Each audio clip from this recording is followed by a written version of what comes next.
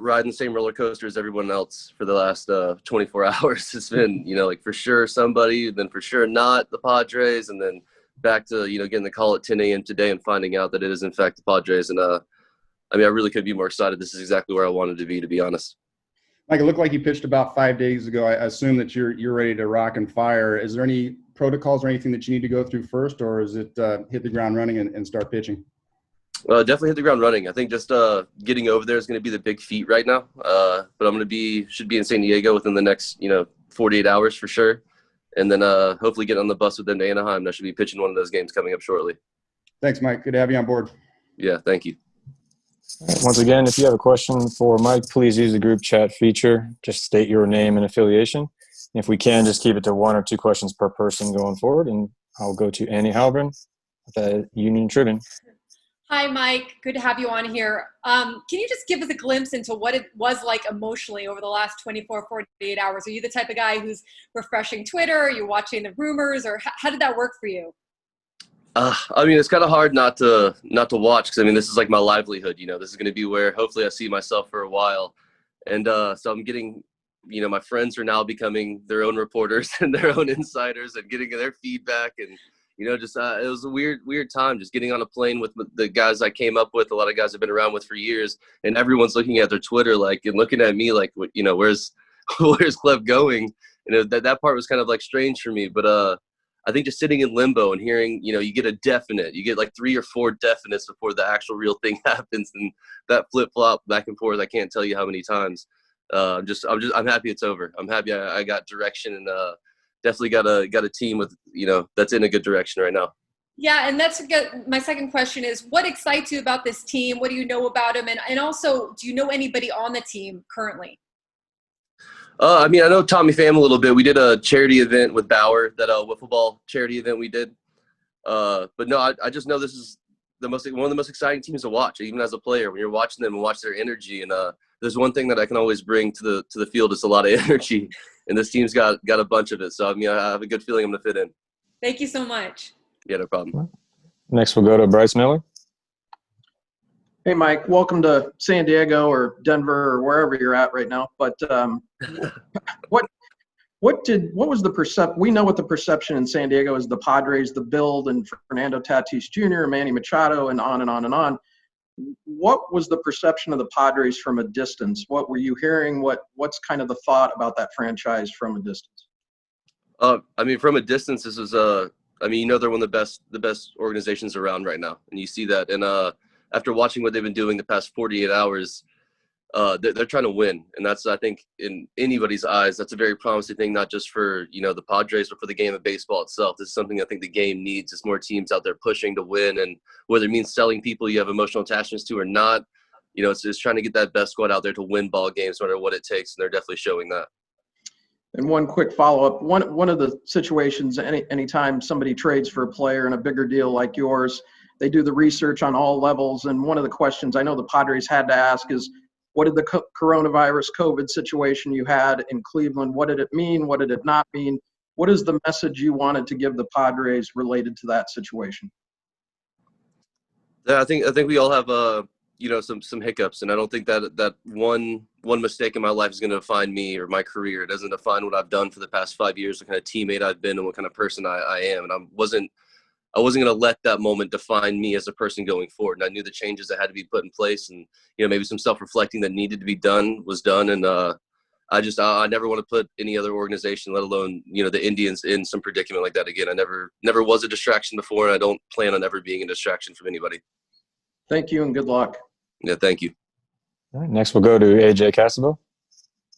Hi, Mike. I know it's probably been a lot to process in terms of all the different moves the Padres have made aside from just your own. But when you look at this roster, at least what you can make of it right now with all these trades going on, do you see a World Series contender caliber roster? I think before the trades, there's a World Series caliber roster. And then, coming now, I think it's just getting a little bit even better. So I think just getting there and getting all me and the rest of the guys kind of more in tune with the squad. I think this is a team to make a serious run. I don't think there's many teams that can really get in the way of what we got right now. Next, we'll go to Zach Meisel. Hey, Clev, you watched Kluber get traded, Bauer get traded. Does that plant in your mind, just given where you were in terms of service time and your career, that, you know, at some point, like, you could be the next guy to go the way they develop pitching? I mean, yeah, definitely looking at just the depth and the way pitching develops over here. It's, you know, almost like an endless supply, it seems like, over the past couple of years. But, yeah, I mean, especially the way Indians, you know, kind of do things, which is, you know, they're there to win every year. So, I mean, anybody has a price. Everybody has a price tag. I think everybody in the organization knows that. There's no one that's, you know, really untouchable over there. So you kind of have that in the back of your mind. There wasn't really like a timer on it, but I knew that it could be very plausible this season or this offseason.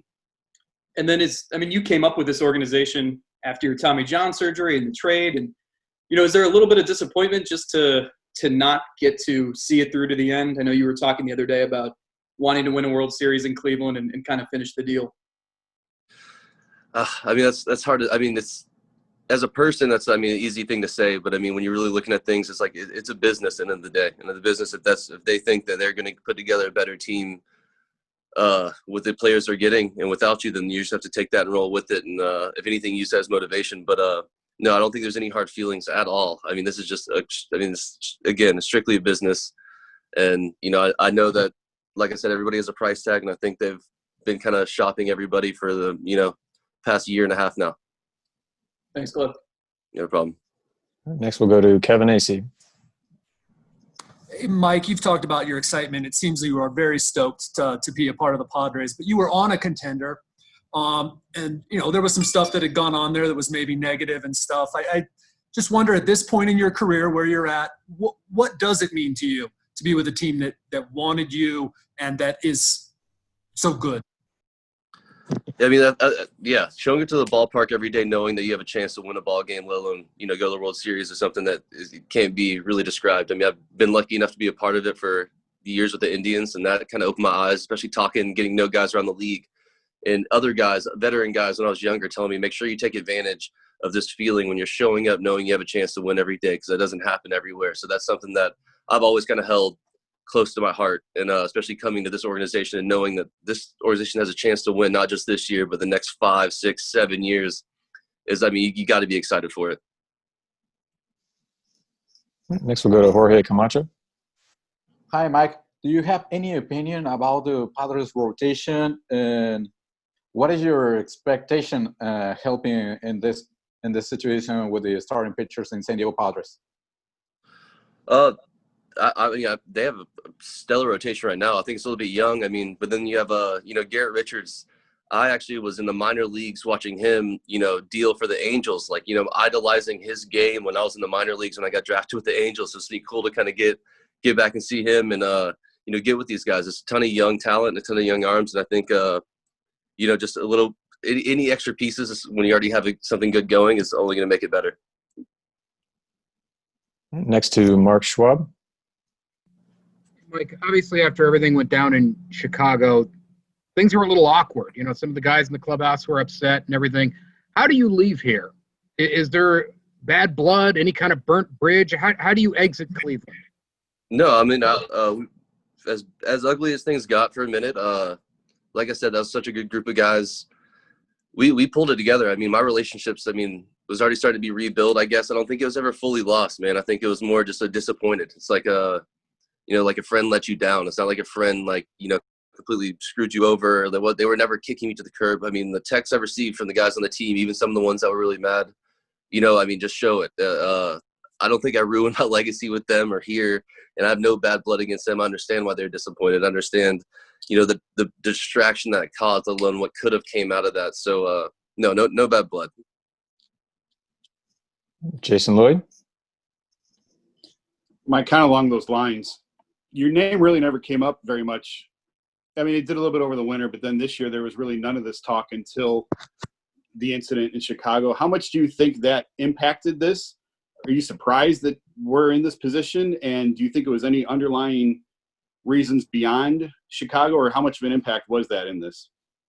Yeah, I'm just looking from a business standpoint. I really don't think that. I think this might have been inevitable at this point. If they're looking for a bat, and you know, I got the 2 years of control. You got a lot more years of control of the guys, you know, younger than me in the rotation. You got Cookie already locked up, and this is the position that we've had a plethora of talent in for years. So I think this was kind of inevitable either way, whether or not Chicago happened. We have time for just a couple more questions. We'll go to Tony Alvarez. Thanks, Rick. Hey, Mike. Welcome again to San Diego. In this team, you can see a lot of the guys that really show their emotions, whether it's pitching or batting or playing defense, and you look like a guy like a guy that does that as well. How do you see this team going forward? Obviously, building for the future, because you mentioned that obviously you want to win now, but you're pretty excited for the commitment this team has towards the future. Yeah. No, I mean that's definitely what I'm excited for. It's not here just to get a quick fix, get that quick win. I mean, I've liked how much they're pushing for the future. And even when talking with, AJ, talking with Jace, it's not about just now. It's now it's like we want to win. We should win now. We're planning to win for year after year after year and making this a franchise that's a playoff contender for years to come. Thanks. Next, we'll go to Jake. Hey, Mike, when you look at this defense you're going to be able to play behind, how excited is it that you've played behind some good defenses, but you got Tatis and you got Cronenworth and you got Machado. How exciting is that as a pitcher? I mean, it always makes you comfortable, especially with the catchers they're bringing in. I've heard nothing but great things about their game calling and their defense too. So having those kind of set in place just make it even easier, let alone the offense is just blasting 6 runs a game on top of it. So, I mean, almost seems like a perfect storm for a pitcher. And then for those of us that don't know you in San Diego, maybe the most important question, do you indeed have the best look in all of baseball with the hair and the mustache? I don't go for that, man. I don't know. I'll leave it up to you guys to decide. We can put out a poll. Thanks, Mike. Welcome to San Diego. Yeah, no problem. Thank you. Next, we'll go to PJ. Hey, Mike, I know you had a lot of great moments with the city of Cleveland and the fans over the years. Just wondering what message you have for the Indians fans as you depart Cleveland and now begin your next part of your career in San Diego. Yeah, I mean, it's obvious about my relationships I had with the staff and the players and the journey it took me to get there. But I've built so many friendships and relationships outside that field that I never ever kind of really. Usually, you live in this baseball bubble, especially coming up your whole life. You're going from city to city, little city to little city in the minor leagues. The relationships I built outside of that organization have something. They're going to be there forever. Like I said, this isn't goodbye. This is a see you later to most of those people, and they've had my back through thick and thin. So it's something I'm not going to ever forget. Right. Next to Adam Klug. Hey, Mike, welcome to the Padres. Just for all the Padres fans here in San Diego, do you mind kind of explaining where the nickname Sunshine came from and what it means? Yeah, actually came from Michael Brantley. It was my first ever big league camp, and I showed up, and I don't really know anybody in the organization at the time. I'm still kind of new, especially new to the big league guys. And Francona knows I'm a really high energy, high octane guy, no matter what the situation is. So he set my first live BP up against the front four of the lineup. So, I mean, I'm over there on the other side, like pacing back and forth, waiting on my turns. My first time really like trying to make a name for myself here. And I came out there and I was throwing like 96, 98 in the very first live BP of spring training. And after like the second hitter, all I hear is from Brantley, and he's like, Sunshine. And then like I talked to him later, and it was about, obviously they remember the Titans thing where the kid got transferred with the Angels and came from LA, and then they were all like kind of picking on him and be like, who the hell is this kid with long hair? And he throws a football, 80 yards on a dime. And they're like, okay, Sunshine, he's in our squad. And that's kind of how it all started. Thanks, Mike. Welcome again. Yeah, thank you. All right, we have time for one last question. We'll go to Pedro. Hey, Mike. Wondering what it's like to be the guy who has been traded for, knowing that, hey, if we get into the postseason, this is our game one guy right here. In all likelihood, that is you. That is one of the reasons they got you. Oh, I mean, I think you know this well enough for me. I live for those moments. I live for that. I live for that game exactly. That's why I play this game. I mean, the other things are nice. There's other commodities that come along, but after getting to experience World Series, my first year in the big leagues, getting to experience a postseason, finally getting a taste of my first postseason start against Houston. This is the dream. This is every player that's ever been there will tell you if there's one thing that they'll never forget is the feeling of in the postseason, the feeling of the stadium, the crowd, the volume. I know they might not be there this go around with the crowd and stuff, but I mean the meaningfulness of every pitch and every out is just something it's like skydiving, and that's something it's an adrenaline rush that you'll chase for the rest of your career if you taste it. So you're also a skydiver? No, definitely not. I'm afraid of heights, actually, but I'm assuming it's like that feeling of skydiving. I don't know if the owners want to hear that. Thanks, Mike. Yeah, no problem. All right. Thank you very much, Mike. We appreciate it. Welcome to San Diego, and we'll see you in a couple days. See you guys. Thank you. Mike.